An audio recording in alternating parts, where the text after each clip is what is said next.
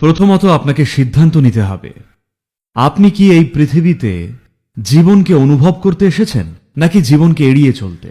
যদি জীবনকে অনুভব করতে আসেন তাহলে অনুভব ক্ষমতাই সবচেয়ে গুরুত্বপূর্ণ জিনিস, তাই না?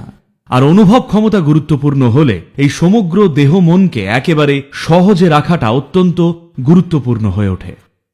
এটাকে পুরোপুরি সহজ করে তুললে, একটা স্বস্তির ভাব আনলে, মানে আপনার কোনো ডিজিজ বা অসুখ নেই, ঠিক আছে, এটা খুব জরুরি। আপনি সম্পূর্ণ স্বস্তিতে থাকলে শুধু তখনই আপনার উপলব্ধি বিভিন্ন স্তরে ঘটবে।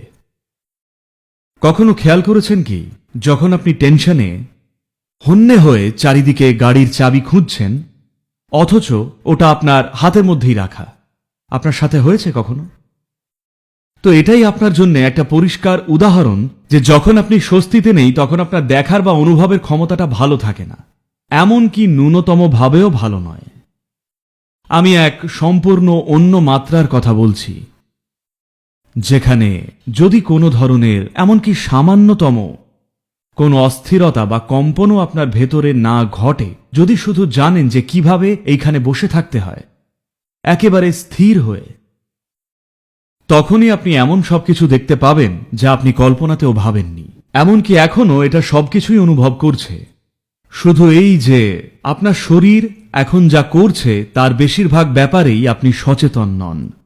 এমনকি আপনার এই শরীরের বুদ্ধিমত্তার কোনো নাগাল নেই এই শরীরের সচেতনতার কিংবা অনুভব করার ক্ষমতারও।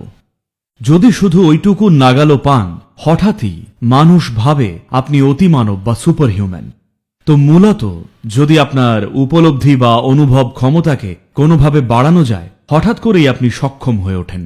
তখন অন্যদের কাছে যা বিরাট সংগ্রামের, আপনার কাছে তা খেলা হয়ে দাঁড়ায়।